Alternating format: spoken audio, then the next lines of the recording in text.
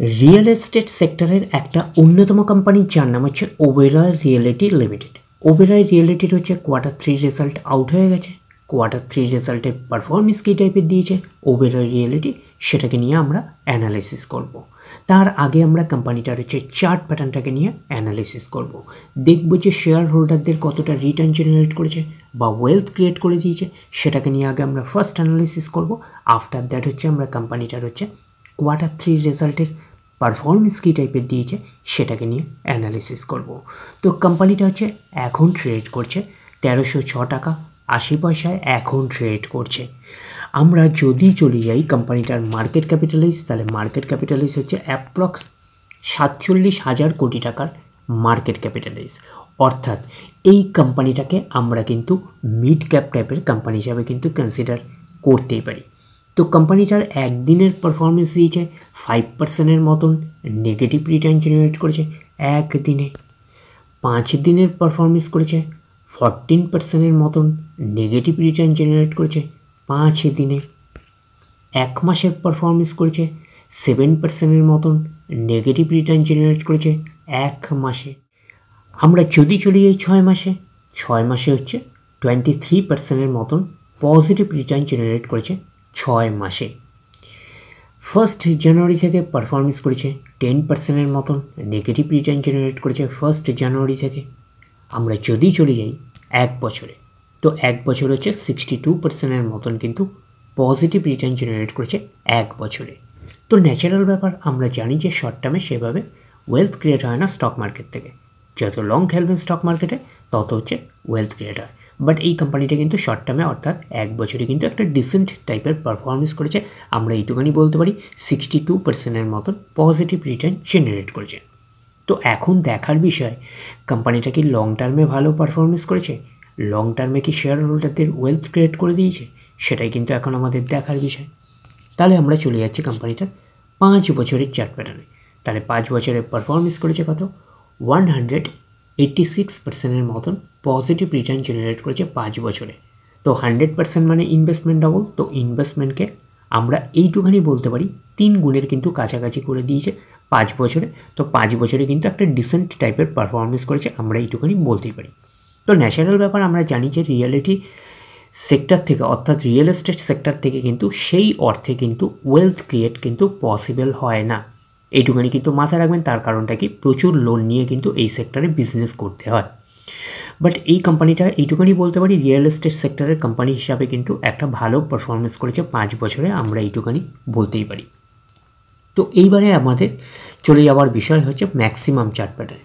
তাহলে maximum chart pattern হিসাবে performance করেছে 343%-এর মতন পজিটিভ রিটার্ন জেনারেট করেছে অল টাইম বা ম্যাক্সিমাম। তো কোম্পানিটা লিস্টেড হয়েছে কবে, 2010-এ লিস্টেড হয়েছে। তাহলে 2010 থেকে কিন্তু এখনও অব্দি রিটার্ন জেনারেট করেছে 343%-এর মতন পজিটিভ রিটার্ন জেনারেট করেছে অল টাইম বা ম্যাক্সিমাম। তো ম্যাক্সিমাম চার্ট প্যাটার্নটা কিন্তু লেফট টু রাইট ওপরের দিকে মুভ করছে। তো সেই হিসাবে কিন্তু একটা ডিসেন্ট টাইপের চার্ট প্যাটার্ন হিসাবে কনসিডার করতে পারি। যেহেতু কোম্পানিটা একটা মিড ক্যাপ টাইপের কোম্পানি, যেরকম রিটার্নও হিউজ দেবে সেরকম কিন্তু বড় বড় কারেকশানস হবে। তো এইসব জায়গাগুলোতে দেখতে পাচ্ছেন যে খুবই বড় বড় কারেকশানস রয়েছে, ভলিটিলিটি রয়েছে চার্ট প্যাটার্নটার মধ্যে। তো ন্যাচারাল ব্যাপার একটা মিড ক্যাপ টাইপের স্টক, আর তার মধ্যে কিন্তু রিয়েল এস্টেট সেক্টরের কিন্তু স্টক। তো রিয়েল এস্টেট সেক্টরের স্টকগুলোর মধ্যে কিন্তু এরকম প্রচুর পরিমাণে ভলিটিলিটি থাকে, এটুখানি কিন্তু মাথায় রাখবেন। তার কারণটা কি, প্রফিট মার্জিন মেনটেন করা কিন্তু খুব টাফ ব্যাপার হয়ে দাঁড়ায় এইসব সেক্টরের কোম্পানিগুলোর ক্ষেত্রে, যেহেতু লোন নিয়ে এদেরকে বিজনেস করতে হয়। তা ক্লিয়ার ব্যাপারটা। তো এখন দেখার বিষয় কোম্পানিটার হচ্ছে কোয়ার্টার 3 রেজাল্টের পারফরমেন্স কী টাইপের দিয়েছে। তাহলে আমরা চলে যাচ্ছি কোম্পানিটার কোয়ার্টার 3 রেজাল্টে। আমরা চলে আসলাম কোম্পানিটার হচ্ছে কোয়ার্টার 3 রেজাল্টে। আগে আমরা ফার্স্ট দেখে নেব যে সিকোয়েন্সগুলো ঠিকঠাকভাবে সাজানো রয়েছে নাকি, এটাকে আগে আমরা দেখে নেব। এইটা হচ্ছে এই কোয়ার্টার, মিস হচ্ছে কোয়ার্টার 3, এটা হচ্ছে প্রিভিয়াস কোয়ার্টার, আর এটা হচ্ছে 1 বছর আগে। তাহলে সিকোয়েন্সগুলো ঠিকঠাকভাবে সাজানো রয়েছে, আমরা এইটুকুনি বলতে পারি। তো অ্যামাউন্টগুলো কিসে দিয়েছে, অ্যামাউন্টগুলো কিন্তু ল্যাক্সে দিয়েছে অ্যামাউন্টগুলো। তো এইবারে আমরা চলে যাব কোম্পানিটার টোটাল ইনকামে। তো টোটাল ইনকামে যাওয়ার আগে আমরা একটু অ্যাডজাস্ট করে নেবো, তাহলে আপনাদের কাছে ব্যাপারটা ভিজিবল হবে। তো এইবারে আমরা চলে আসছি কোম্পানিটার টোটাল ইনকামে। এই কোয়ার্টার মিস হচ্ছে কোয়ার্টার 3-তে কত আছে, কোয়ার্টার থ্রিতে আছে 1,08,285। প্রিভিয়াস কোয়ার্টারে ছিল 1,24,380। এক বছর আগে ছিল 1,65,150। তাহলে এক বছর আগের 1,65,150টা এখন কত হয়ে গেছে? 1,08,285।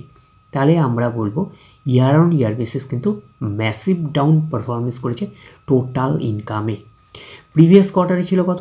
1,24,380, সেটা হয়ে গেল এই কোয়ার্টার, মিস হচ্ছে কোয়ার্টার থ্রিতে হয়ে গেল 1,08,285। তাহলে আমরা বলবো কোয়ার্টার অন কোয়ার্টার বেসিসও কিন্তু ম্যাসিভ ডাউন পারফরমেন্স করেছে টোটাল ইনকামে। তো ন্যাচারাল ব্যাপার, আমরা জানি যে ইনকাম করতে গেলে কোম্পানিকে এক্সপেন্সেস করতেই হবে। তো এখন দেখার বিষয় কোম্পানিটা ইনকাম করতে গিয়ে কতটা এক্সপেন্সেস করেছে। তাহলে আমরা চলে আসলাম কোম্পানিটার টোটাল এক্সপেন্সেসে। এই কোয়ার্টার মিনস হচ্ছে কোয়ার্টার থ্রিতে 60,571, প্রিভিয়াস কোয়ার্টারে 64,700 এবং এক বছর আগে 73,736। তাহলে এক বছর আগে 73,736টা এখন কত হয়ে গেছে? 60,571। তাহলে আমরা বলবো ইয়ার অন ইয়ার বেসিস কিন্তু ডাউন পারফরমেন্স করেছে টোটাল এক্সপেন্সেসে, আমরা এইটুখানি বলতেই পারি। প্রিভিয়াস কোয়ার্টারে ছিল কত? 64,700, সেটা হয়ে গেল এই কোয়ার্টার, মিস হচ্ছে কোয়ার্টার থ্রিতে হয়ে গেল 60,571। তাহলে আমরা বলবো কোয়ার্টার অন কোয়ার্টার বেসিসও কিন্তু ডাউন পারফরমেন্স করেছে টোটাল এক্সপেন্সেসে। তো এইবারে আমরা বের করব কি? এইবারে আমরা বের করব হচ্ছে অপারেটিং প্রফিট। কি করে বের করব? টোটাল ইনকাম থেকে টোটাল এক্সপেন্সেস আমরা বাদ দেব, বাদ দিলে যেটা পড়ে থাকবে সেটা হচ্ছে অপারেটিং প্রফিট।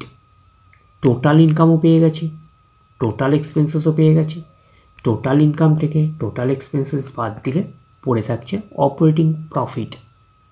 অর্থাৎ আপনারা বলতে পারেন profit before share of profit of joint venture and exceptional items. তাহলে আমরা পাচ্ছি কি? এই কোয়ার্টার মিস হচ্ছে কোয়ার্টার থ্রিতে 47,714, প্রিভিয়াস কোয়ার্টারে ছিল 59,680 এবং এক বছর আগে ছিল 91,414। তাহলে এক বছর আগের 91,414টা এখন কত হয়ে গেছে? 47,714। তাহলে আমরা বলবো ইয়ার অন ইয়ার বেসিস কিন্তু ম্যাসিভ ডাউন পারফরমেন্স করেছে অপারেটিং প্রফিটে। প্রিভিয়াস কোয়ার্টারে ছিল কত? 59,680, সেটা হয়ে গেল এই কোয়ার্টার, মিস হচ্ছে কোয়ার্টার থ্রিতে হয়ে গেল 47,714।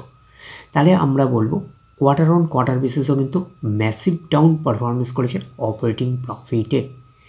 তো অপারেটিং প্রফিটটাই নিশ্চয়ই কোম্পানির মেন প্রফিট নয়, তারপরে বিভিন্ন অ্যাডজাস্টমেন্ট থাকলে সেগুলো প্লাস মাইনাস হবে, গভর্নমেন্টকে ট্যাক্স পে করতে হবে, গভর্নমেন্টকে ট্যাক্স পে করার পরে কোম্পানির কাছে যেটা পড়ে থাকবে সেটা কোম্পানির ফাইনাল প্রফিট বা নেট প্রফিট হিসাবে আমরা কনসিডার করতে পারি।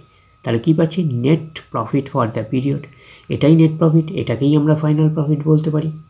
এই কোয়ার্টার মিস হচ্ছে কোয়ার্টার থ্রিতে 36,015, প্রিভিয়াস কোয়ার্টারে 45,676 এবং এক বছর আগে 70,257। তাহলে এক বছর আগে 70,257টা এখন কত হয়ে গেছে? 36,015।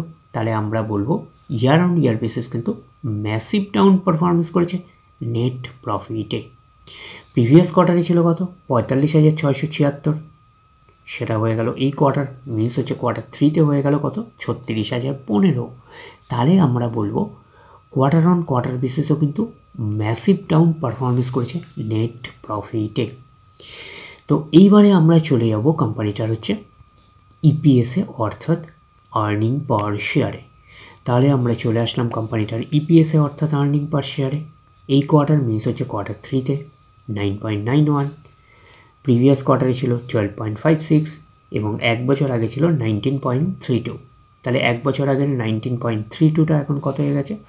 9.91। তাহলে আমরা বলবো ইয়ার অন ইয়ার বেসিস কিন্তু ম্যাসিভ ডাউন পারফরমেন্স করেছে ইপিএসে, অর্থাৎ আর্নিং পার শেয়ারে। প্রিভিয়াস কোয়ার্টারে ছিল 12.56, সেটা হয়ে গেল এই কোয়ার্টার, মিনস হচ্ছে কোয়ার্টার থ্রিতে হয়ে গেল 9.91। তাহলে আমরা বলবো কোয়ার্টার অন কোয়ার্টার বেসিসও কিন্তু ম্যাসিভ ডাউন পারফরমেন্স করেছে ইপিএসে, অর্থাৎ আর্নিং পার শেয়ারে। তো ন্যাচারাল ব্যাপার, আমরা জানি যে নেট প্রফিটের রিফ্লেকশনটা ইপিএসে পাই, তো নেট প্রফিটের রিফ্লেকশনটা আমরা ইপিএসে পেয়েছি। তাহলে ওভারঅল আমাদের কাছে কনক্লুশন কী আসলো? তো ওভারঅল কনক্লুশনে আমরা আসলাম যে ওভারঅল রিয়ালিটির হচ্ছে আমরা এইটুখানি বলতে পারি যে Q3 রেজাল্ট একেবারে পুয়ার টাইপের পারফরমেন্স করেছে, আমরা কিন্তু এইটুখানি বলতেই পারি। তাহলে ওভারঅল ভিউটা আপনাদের কাছে ক্লিয়ার। তাহলে এই অবধি, নেক্সট ভিডিওতে আবার আপনাদের সাথে আমার দেখা হচ্ছে। ধন্যবাদ।